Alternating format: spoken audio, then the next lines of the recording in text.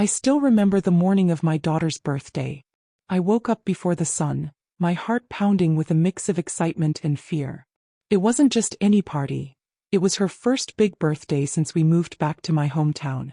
I had spent months planning every detail, wanting to give her something special, something that would make her feel loved no matter what.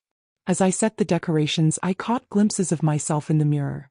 Tired eyes, hair tied up in a messy bun, but there was determination there too.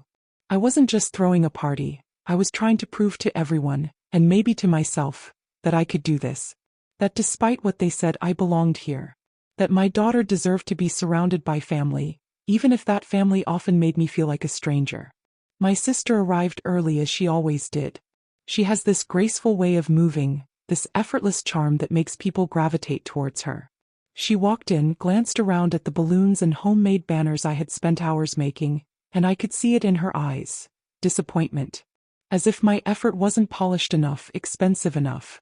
She pulled me aside, her voice a sharp whisper. "Don't embarrass us today, okay?" Her words stung deeper than she could ever know. It wasn't the first time she had tried to keep me small.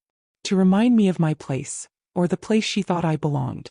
I nodded silently, swallowing the pain. I didn't want to cause a scene. Today wasn't about me. It was about my daughter, turning 6, with her big brown eyes and toothy grin that made my heart melt. I kept reminding myself, for her. All of this is for her.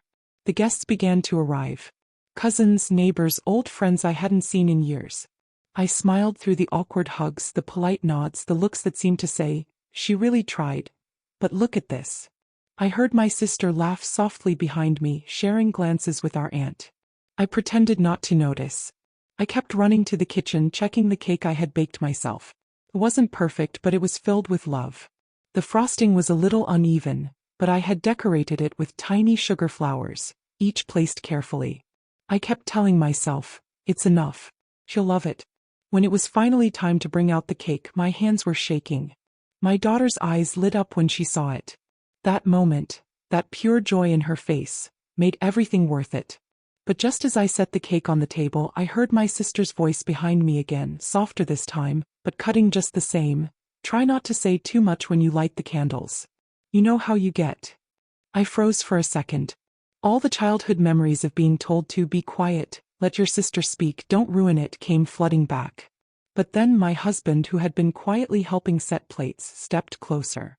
He looked at me, really looked at me, and I saw pride in his eyes. The kind of pride that says, "You did this. I see you." As everyone sang, "Happy birthday," I barely joined in. My voice trembled. But my daughter didn't notice. She only saw her cake, her friends, her family. And in that moment, that was enough. After the song faded, I leaned down to help my daughter blow out her candles. Her cheeks puffed, her eyes sparkled, and she made the softest wish. I didn't ask what it was. Some things belong just to them, even at 6. But in my heart, I hoped her wish had nothing to do with the quiet tension buzzing through the room. People clapped politely. My sister flashed her perfect smile, the one she uses for photos and family albums, but her eyes didn't soften. She'd always had that look with me, part pity, part irritation, as if I was something stuck to her shoe that she couldn't quite scrape off. Then came the gifts. One by one, shiny bags and bright boxes stacked on the table. I stood aside, letting my daughter open them while I snapped photos on my old phone. The battery was dying, and I worried I'd miss the moment she opened ours. A handmade dollhouse my husband and I had built overnights after work. I noticed my sister's gift immediately. The biggest box, wrapped in silver paper with a satin ribbon. Expensive, perfect, intimidating. My daughter squealed when she saw it. And for a moment I felt a stab of guilt. Was I being petty? She's my child's aunt after all. Maybe she just wanted to make her happy. But then I heard my sister lean toward our aunt and whisper, just loud enough that I caught it. "At least someone brought something decent." My chest burned. I turned my gaze back to my daughter, who was tugging at the ribbon, oblivious. When she finally opened our gift, her little gasp felt like a sunrise breaking through clouds. She hugged the dollhouse, tiny hands tracing the painted windows and the crooked chimney. "Mommy, did you make this?" she asked, voice trembling. I nodded. "Daddy and I said, but my voice barely rose above a whisper. She threw her arms around me.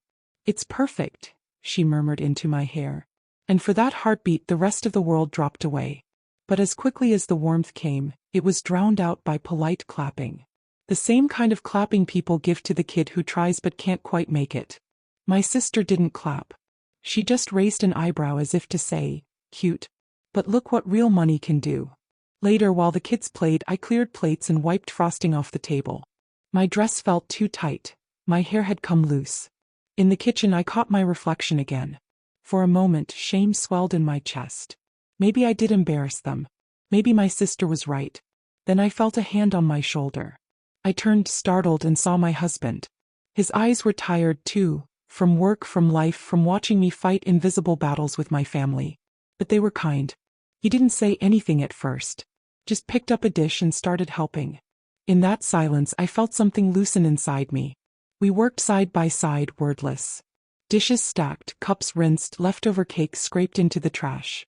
I realized how rarely anyone had done this with me, just quietly shared the weight.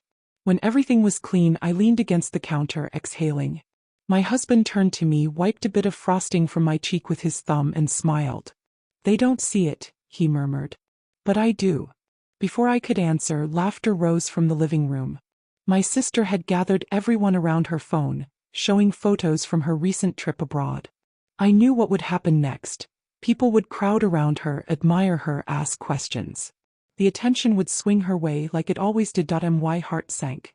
But then my daughter ran into the kitchen, hair wild, face flushed from playing. "Mommy, can we light the candles again? Please?" she asked, eyes shining. And without waiting for permission, she grabbed my hand and pulled me back to the center of it all. My daughter's hand felt impossibly small in mine, but her grip was strong, insistent, like she couldn't imagine a party without me in the center of it. Her belief in me felt so absolute, it almost frightened me. I let her pull me back into the living room, my heart pounding, cheeks flushed from the kitchen heat and from something deeper, a strange mix of fear and hope. "Again. Again," she shouted, her voice bright and unapologetic. A few of the other children echoed her, clapping and laughing. The adults paused mid-conversation, their faces caught between amusement and mild annoyance. And there was my sister, phone in hand, lips pursed, already calculating the cost of this interruption to her spotlight. Someone chuckled awkwardly. "Another round of candles?" my aunt asked, trying to keep it light. But my daughter didn't care about their discomfort. She bounced on her toes, waiting for me to move. So I did. I stepped forward, picked up the cake, now missing one corner, frosting smudged, crumbs trailing on the tray, and set it back on the table. The candles were bent and burned short, but I lit them anyway. The small flames flickered, casting dancing shadows on the walls. The kids gathered around again, their eyes wide with the same wonder they'd had the first time. "Make a new wish," I whispered to my daughter. She nodded solemnly, closed her eyes, and the room fell into a hush. Even my sister fell silent just for a breath. The moment felt fragile and sacred. Then she opened her eyes and blew. The flames vanished, replaced by a wave of tiny cheers. And just like that, the heaviness in my chest lifted, replaced by a quiet triumph. It wasn't grand or loud, but it was real. Afterwards, as the kids ran off, my husband came over, slid an arm around my waist and pressed a kiss into my hair. His touch grounded me, reminded me I wasn't alone. He didn't need to say anything. His presence itself was a kind of declaration. "You did it. You were enough." My sister cleared her throat, drawing the room's attention back to her. "Who's up for photos?" she chirped, voice sugary sweet. Instantly, people gravitated towards her again. I stepped back, letting the tide pull them away. But before I could slip into the background, my daughter reached out, grabbing my hand. "Mommy, stand by me," she insisted. Her words cut through every doubt that had been whispering in my ear all afternoon. So I did. I stood beside her, awkward and uncertain at first, but her little arm looped around my waist. A cousin snapped the picture, and for once I didn't hide behind someone taller. I let myself be seen. Later, while everyone admired the photos on my sister's phone, my husband pulled me aside. His eyes searched mine, quiet and gentle. "You know," he began softly, "she might have brought the biggest gift, but you built this day. All of it." I swallowed the sudden lump in my throat. "They don't see that," I whispered. He smiled faintly. "They don't have to. She does." He nodded towards our daughter, who was now sitting cross-legged on the floor, carefully placing toy plates into the little dollhouse we made. The sight of it, that crooked chimney, the hand-painted door, the way her fingers traced every detail, it made something inside me unclench. Maybe my sister's gift was bigger, flashier, more expensive. But it wasn't loved the way ours was. It didn't matter to her the way ours did. For the first time that day I let myself breathe. Evening came and guests trickled out, carrying half-eaten cupcakes and polite smiles. My sister hugged me at the door, her perfume sharp, her embrace brief. "Nice party," she murmured, voice tight with forced kindness. "Next time let me help, okay?" Her words hovered between offer and insult. "Sure," I said softly, knowing full well she didn't mean it, and that maybe I didn't want her to. When the door finally shut behind the last guest, silence settled over the house. My daughter, sticky with frosting and exhaustion, curled up on the couch, dollhouse cradled in her lap. My husband sat beside me, his hand warm over mine. The house was a mess, crumbs, confetti, empty cups scattered everywhere, but it was ours. And for the first time in a long time I felt like maybe that was enough. After the last door closed, I stood in the living room taking it all in. The half-deflated balloons drifting near the ceiling, sticky plates abandoned on the coffee table, wrapping paper crumpled underfoot.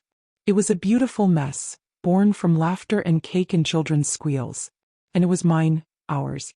My husband moved quietly, collecting cups and stacking plates without a word. His quiet way of helping had always meant more to me than grand gestures. The silence between us wasn't empty.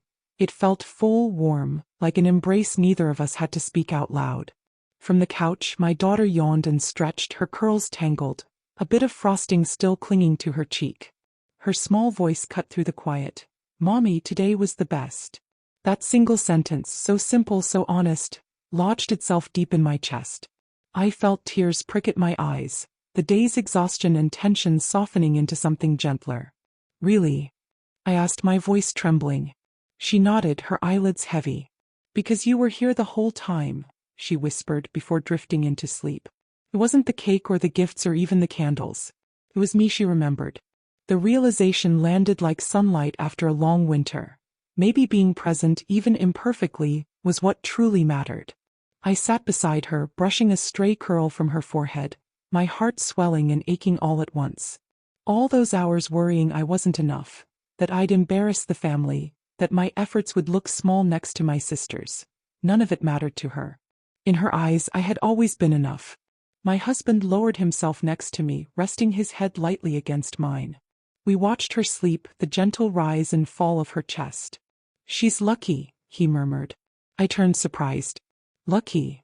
She doesn't see what they see," he said softly. "She just sees you."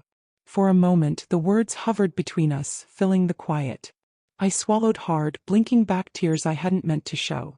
"Thank you," I whispered, my voice breaking. He kissed the side of my head. "You don't have to thank me," he said. "I just see you too."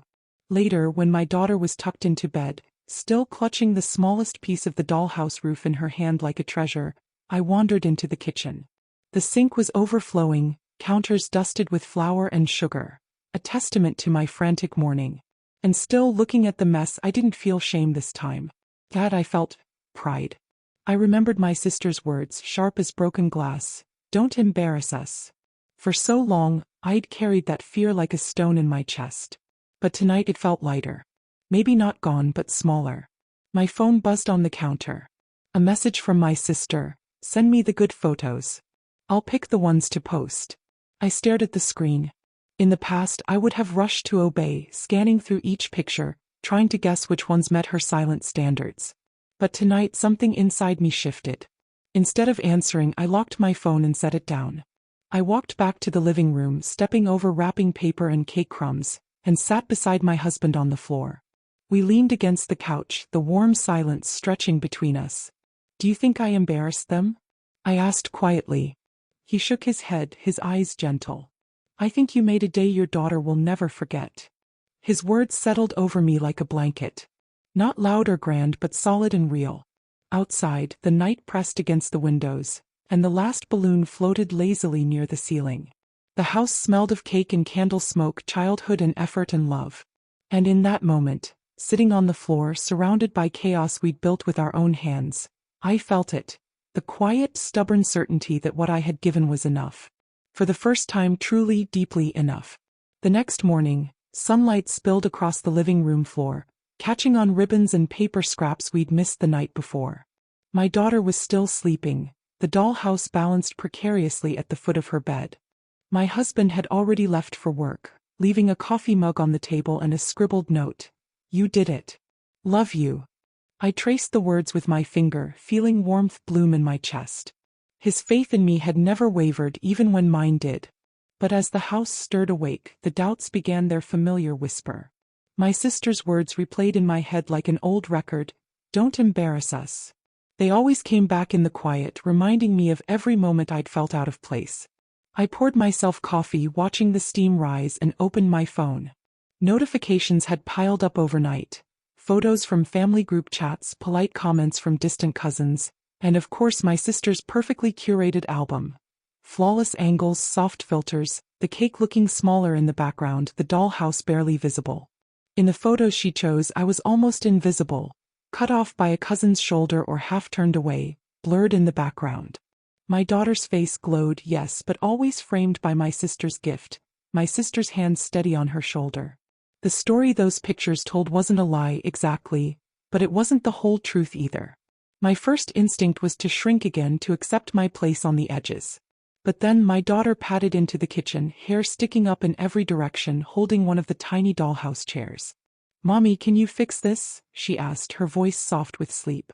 I took the chair, its paint chipped from eager play, and nodded. "Of course," I said, setting my coffee aside. As I glued it back together, I realized something simple and undeniable. My sister's album didn't matter. Likes didn't matter. My daughter didn't see the party the way adults did, measured by photos or compliments. She saw it in moments. The cake we baked, the candles we lit twice, the crooked chimney we built together. And in those moments I was not on the edges. I was right there in the center. After breakfast, I took a deep breath and opened the family group chat. My hands shook a little, but I selected 3 photos. My daughter hugging the dollhouse, me lighting the candles with her hand in mine, and my husband kissing my hand as we watched her blow them out. And then for the first time I posted them myself.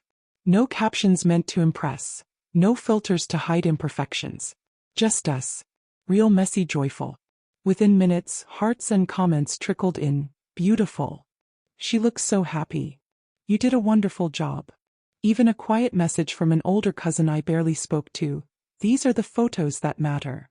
My sister didn't reply right away. And maybe she wouldn't. But it didn't feel as terrifying as it used to. Later, I found my daughter sitting cross-legged on the living room rug, the dollhouse open before her.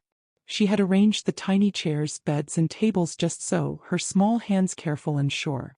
She looked up and smiled. "Do you want to play with me, Mommy?" In the past, I might have hesitated, thinking of dishes or laundry or what my sister might think of me sitting on the floor in an old t-shirt. But this time, I knelt beside her without a second thought. She handed me a tiny painted figure. "This one can be you," she said. It was missing an arm, the paint chipped and faded, but in her eyes, it was still me, still loved, still important. I placed the figure gently in the tiny chair she'd saved for me, right at the center of the dollhouse living room. And as we played, arranging and rearranging the little furniture, something clicked inside me. Maybe it had never been about making everything perfect. Maybe it was about showing up, hands messy with frosting and paint, voice trembling, but showing up anyway. And maybe, just maybe, that was what made me belong. Not because I was flawless, but because I was there. The following weekend, we were invited to another family gathering, a barbecue at my parents' house. These events always made me uneasy. Not because I didn't want to go, but because I never knew which version of myself would be expected. The quiet helper, the apologetic outsider, the one who knew better than to speak too much. But this time something felt different. I dressed in an old sundress, the kind I used to love before I stopped feeling beautiful in anything. My daughter wore a yellow skirt that she insisted matched the sunshine feeling she woke up with. My husband offered to drive, holding my hand in the car while the radio played softly. As we pulled into the driveway, I saw my sister's car already there, polished, spotless, a reflection of her. She was always first to arrive, last to leave. Always in control. Inside, everything looked just as I remembered from childhood. The plaid tablecloth, the mismatched lawn chairs, the smell of meat on the grill and my father's voice booming over everything. It should have felt like comfort, but it didn't. It felt like a stage, and I was back in a role I no longer wanted to play. We greeted everyone, the usual exchange of hugs and polite smiles. My sister floated through the crowd like she owned the air, her stories sprinkled with names of colleagues and distant places she knew no one else had been. When my daughter ran up to show her a drawing she'd made, my sister smiled for half a second before gently redirecting her to, "Go show Grandma." It was subtle, casual, but I noticed. My daughter returned to my side, confused. "Did I do something wrong?" she whispered. I knelt, brushing her hair back. "No, sweetheart. Some people just forget how to see the important things." She nodded, her eyes wide, and slipped her hand into mine. We stayed like that, just together. At one point, as I refilled my glass with lemonade, I overheard my sister talking to my mother near the patio. "She really thinks she's doing well," she was saying. "But you saw that party, right? I mean, bless her heart, but it was kind of sad." I didn't flinch. Not this time. I turned, walked over, and stood beside them. My sister gave me a quick smile, the kind you reserve for someone who's just interrupted something you didn't want them to hear. "Hey," I said calmly. "Next time you want to talk about my life, I'd appreciate it if you'd do it when my daughter isn't in the same house." The words surprised even me. Not because they were cruel, but because they were true. And for the first time in years, I didn't feel afraid to speak them. My sister blinked, taken aback. It's just. "I know what it was," I said. "But I'm not ashamed of what I gave her. I saw her joy. I was there." "Were you?" She opened her mouth, then closed it. My mother, quiet until then, cleared her throat. "You did a beautiful job," she said softly. "Your daughter was so happy." That cracked something open in me. A moment of validation I didn't expect and maybe didn't even need anymore, but welcomed all the same. I smiled. "Thank you." After that, the afternoon passed more easily. I helped my father turn burgers on the grill. My daughter played tag with her cousins, barefoot and radiant. My husband sat under the tree with a book, glancing up now and then just to find me in the crowd. Later, as the sun began to lower, my sister approached me, her heels clicking softly on the stone path. "I didn't mean to hurt you," she said, not quite meeting my eyes. I don't know how to talk to you sometimes." That too felt honest. "I know," I said. "But I'm not the same person I was. I'm not trying to prove anything anymore. I'm just trying to be here. For her. For me." There was a pause between us, long and unsure. She looked like she might say more. But instead she just nodded once and walked away. That night, after we got home, I bathed my daughter and tucked her into bed. She clutched the tiny chair from the dollhouse again, her newest bedtime ritual.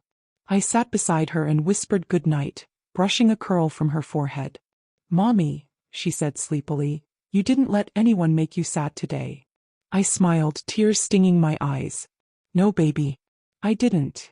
And I realized, maybe this was what healing looked like. Not a grand moment. Not forgiveness shouted from rooftops. But a quiet shift. A single day where you chose not to carry someone else's opinion as your truth. As I closed her door and stepped into the hallway, I felt taller. Not because I had won anything, but because I had finally stopped shrinking. And tomorrow I'd rise again, not to impress, but simply to show up. The change didn't come all at once. It was quiet, subtle, like a door that had always been locked slowly easing open, letting in a breeze I hadn't realized I needed. In the days that followed the barbecue, I found myself moving differently. Not dramatically, no speeches, no confrontations, but with a new kind of stillness inside me.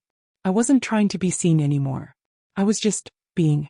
One morning, while packing my daughter's lunch, she peeked into the kitchen, dragging the dollhouse behind her. "Can I take it to school?" she asked, cradling one of the crooked little chairs like it was made of glass. I laughed softly. "Maybe just the chair," I said, gently taking the dollhouse from her arms. "So it doesn't get hurt." She nodded, then paused. "Do you think the other kids will laugh at it?" That question struck me like a thread connecting generations. How early we learn to doubt the things we love. I knelt beside her, holding the chipped chair between us. "If they laugh," I said, "it won't be because it isn't beautiful. It'll be because they don't understand how much it means. But you do. That's what matters." She nodded again, this time slower, as if absorbing not just the words but the feeling behind them. And for the first time I saw it. Not just my reflection in her eyes, but a new kind of strength taking root.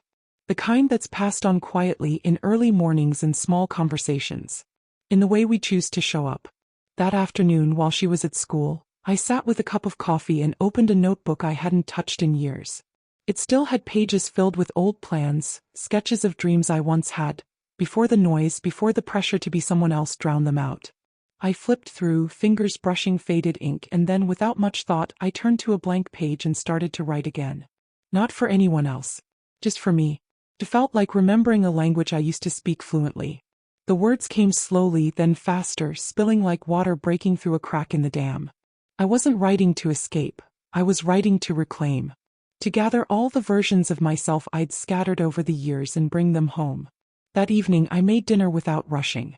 My husband came home to the smell of garlic and fresh bread, and raised an eyebrow with a grin. "Are we celebrating something?" I smiled. "Sort of." We ate together, the three of us, at the table covered in crumbs and crayon marks. My daughter chattered about school, about how she showed the chair to her teacher and how no one laughed. "They said it looked real," she said proudly. "Because it's not perfect." I nearly cried. After she was in bed, my husband and I sat on the porch watching the moon rise. He held my hand without saying a word. That had become our language. The quiet, the space, the grounding presence we offered each other when the world outside tried to take too much. I started writing again. I told him, my voice soft. He turned to me surprised. "That's amazing. What kind of writing?" "I don't know yet," I admitted. "But it feels good. Like I'm finding myself again." He squeezed my hand. "I always knew you were there." And for once I believed him. Later that night I stood at the bathroom mirror brushing my hair and something shifted again. I didn't look different. But I saw myself differently. Not through the lens of who I wasn't. Not the sister who didn't travel, not the woman with the perfect life. But through who I was becoming. Someone present. Someone steady. Someone who made a crooked dollhouse with chipped paint and called it love. Because it was. I didn't need to compete with anyone. I didn't need applause. I had her, my daughter, who saw me as the center of the story. And for the first time in a long time I let that be enough. The notebook stayed on the table by the window. I didn't hide it. I didn't apologize for the time I spent with it. Every morning, after packing lunches and tying shoelaces and kissing foreheads, I'd pour a cup of coffee and sit down in the light of that window. Sometimes I'd write a paragraph. Sometimes just a sentence. Other mornings I'd only stare at the blank page and breathe. But every day I showed up. And that act, that quiet returning to myself, began to change things. It started small. I stopped answering texts right away, especially the ones from my sister that came with disguised instructions. "Post this instead. Use this caption. Don't share that one." I used to follow her cues automatically, afraid of the cold edge that came when I didn't. But now I read them, and if they didn't feel right, I didn't respond. Once she called, I let it ring. Not out of cruelty, but because I was in the middle of coloring with my daughter, and I didn't want to leave that moment for someone who had never learned to be in one. My daughter noticed. "You're not getting up?" she asked, surprised. I smiled. "Not right now." She grinned, reached for another crayon and said, "Good." That's when I knew I was changing. Not in the loud ways people notice, but in the quiet choices that slowly rewrite the script. Later that week, a friend from school invited me to a mom's coffee group. Normally, I would have politely declined, afraid I wouldn't fit, wouldn't look the part. But something in me said try. Just once. So I went. Nervous but open. And they were kind. A little chaotic like me. We talked about books and tantrums and sleepless nights. No one tried to one-up the other. No one brought glossy pictures or perfect stories. We just sat in a circle of shared exhaustion and laughter and said, "Me too." On the way home I cried. Not because I was sad, but because for the first time in so long, I hadn't felt small in someone else's presence. I just felt like myself. And that had been enough. The next day I got a message from my sister. Just 3 words, "We need to talk." I stared at the screen, heart pounding. Old instincts kicked in, guilt, worry, that deep urge to fix things even when I hadn't broken them. But instead of replying right away, I closed the message and went for a walk. It was late afternoon. The sky was soft with clouds. I walked the path behind our house, the one lined with trees that always looked like they were whispering secrets to each other. I let my thoughts wander. Let the ache rise and the questions come and then fade. By the time I got back, my phone had buzzed again. Another message. Can we meet? Just us. That night, I sat with my husband, legs tucked under me on the couch, and told him everything. The party. The whispers. The way I had finally spoken up. The message now waiting on my phone. He didn't interrupt. Just listened. Really listened. And when I finished, he said, "You don't owe her a performance. But if you go, go as you." That stayed with me.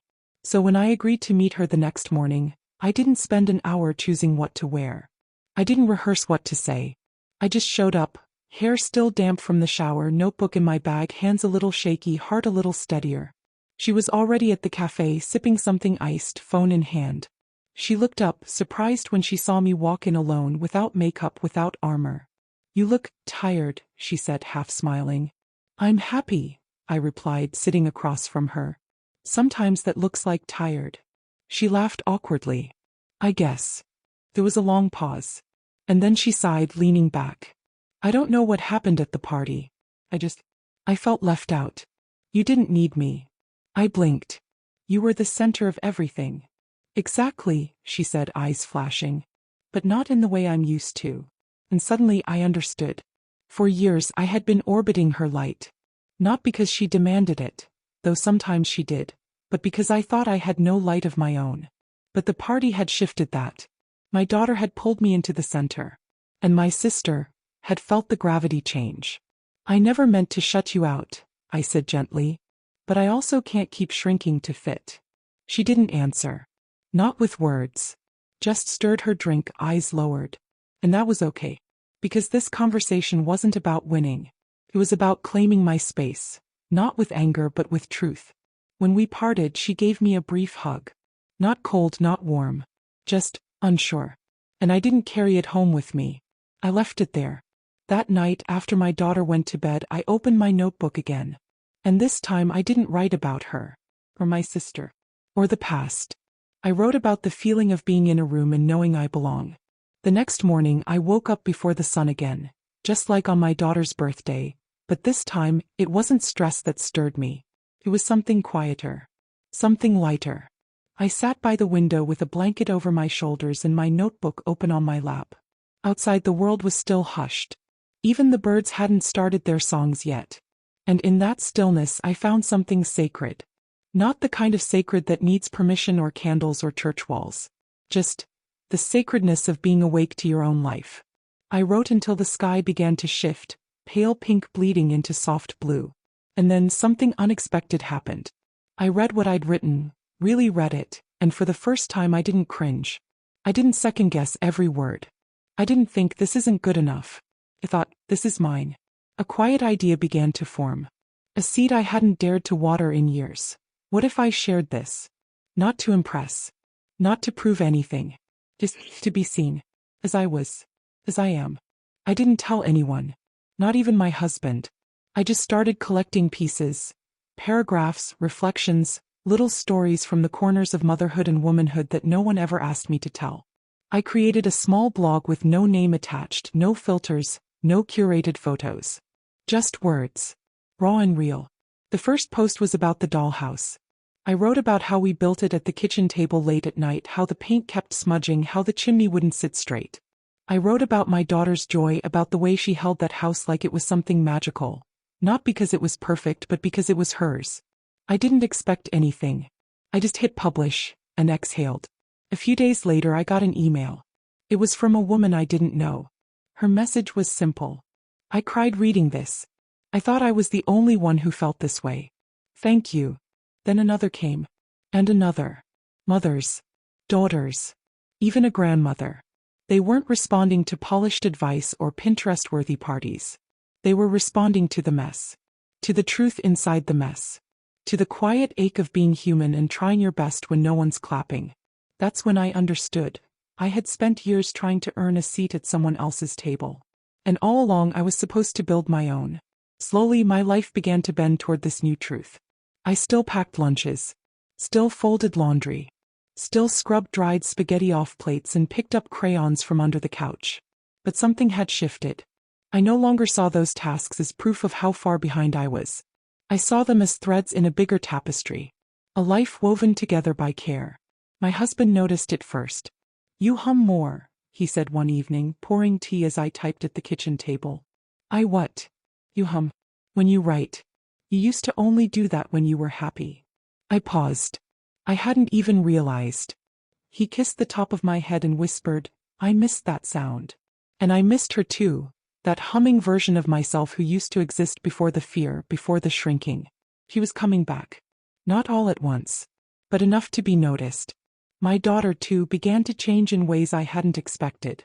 She started making things, little paper sculptures, drawings on napkins, folded cardboard houses taped together with glitter and glue.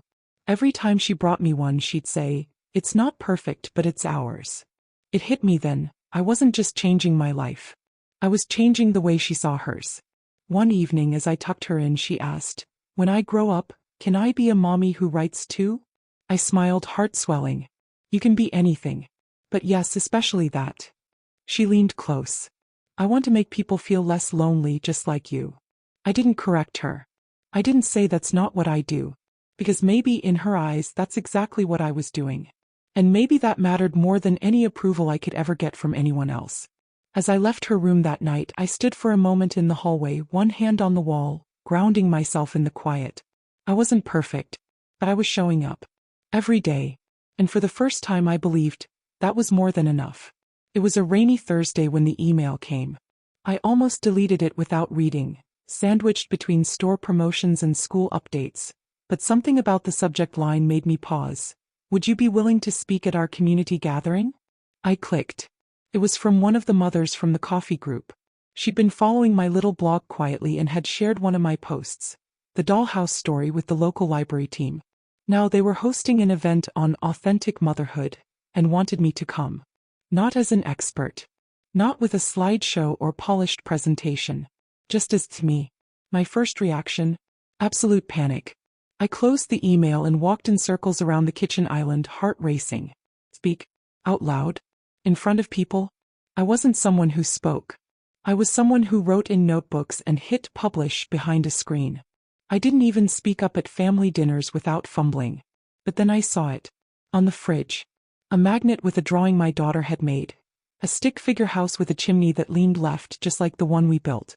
Underneath, in shaky kid letters, "Mommy made this." And something inside me stilled. Not because the fear disappeared, but because I realized, maybe I didn't need the fear to leave in order to step forward. Maybe I just needed to carry it with me and speak anyway.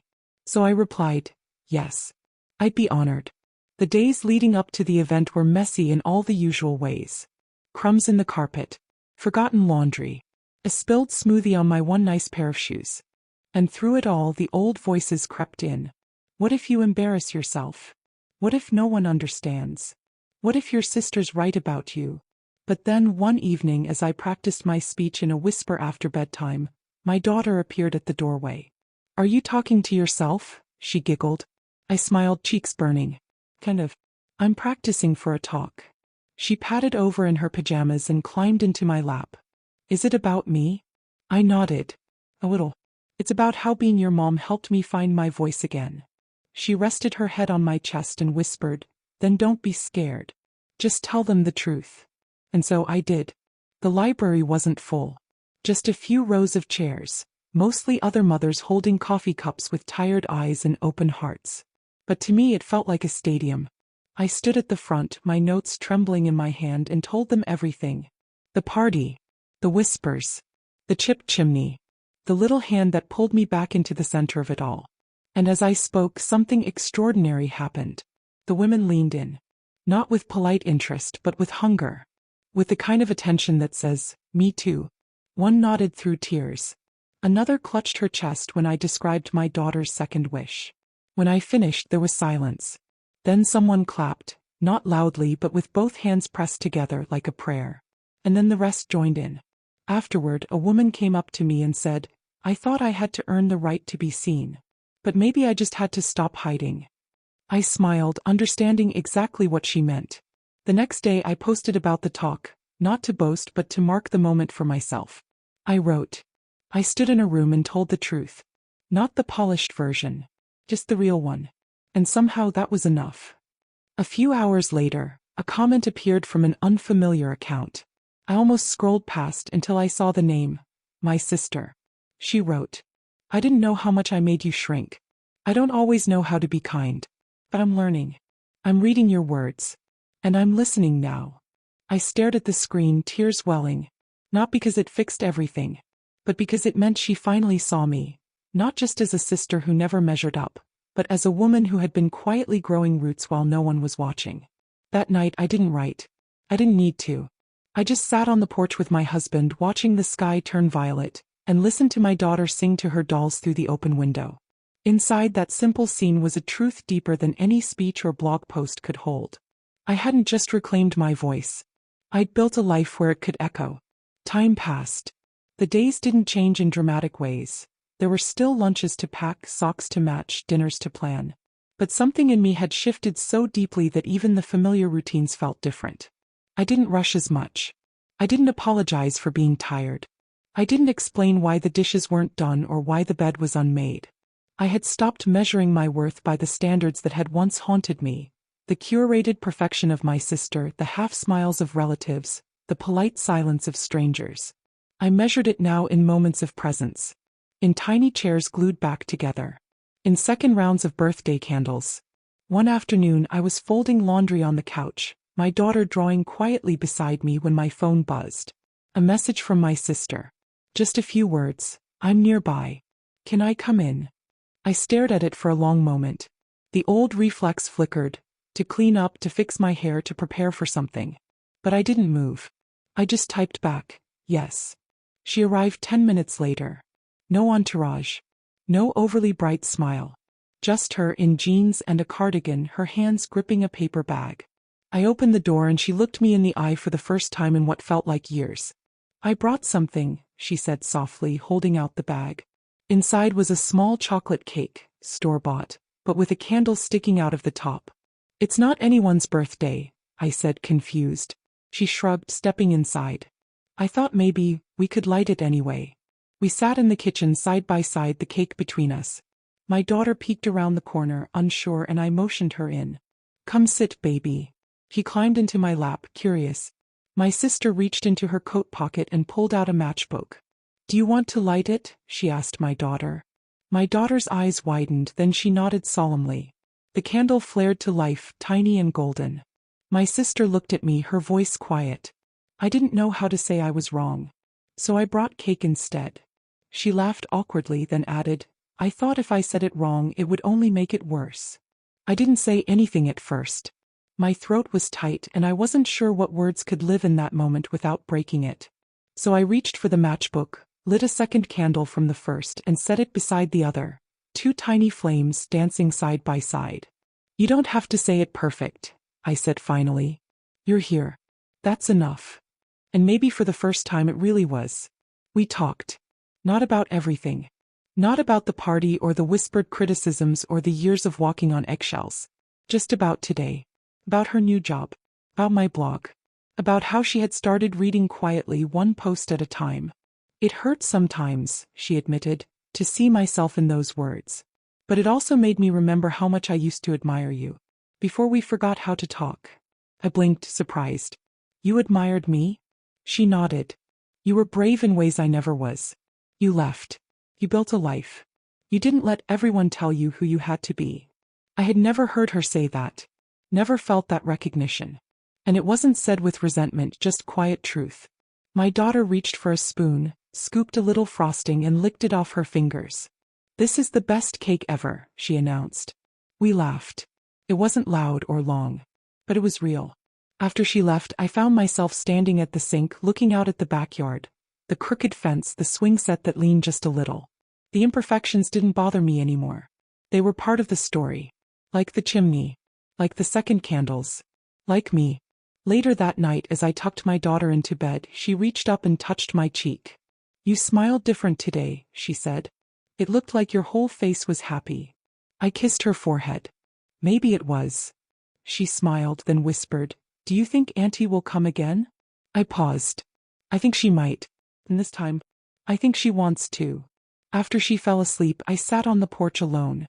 The night was quiet, stars scattered like soft promises across the sky. I thought about all the times I had tried to be someone else. Someone safer, someone smaller, someone that fit. And now here I was. Not louder. Not bolder. Just more myself than I had ever dared to be. And people had come closer. Not because I had changed who I was, but because I had stopped hiding her.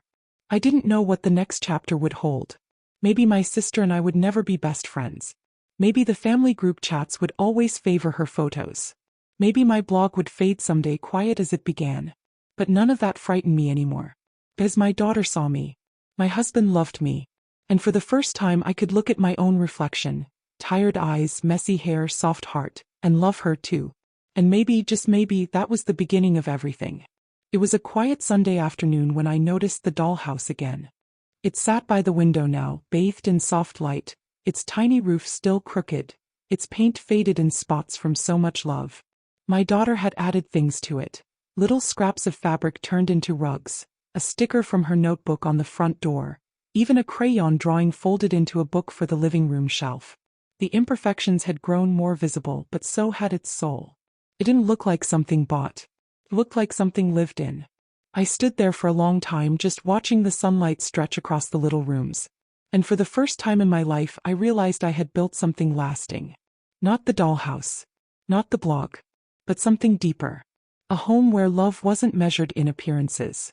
Where presence mattered more than polish. Where I wasn't invisible or tolerated or corrected, but seen. My daughter came up behind me, barefoot, hair wild from an afternoon nap. She wrapped her arms around my leg. "I think the house needs a garden," she said. I smiled. "Let's plant one."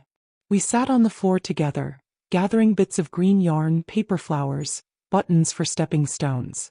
We made a garden that didn't match, didn't follow rules, didn't look like the ones in magazines.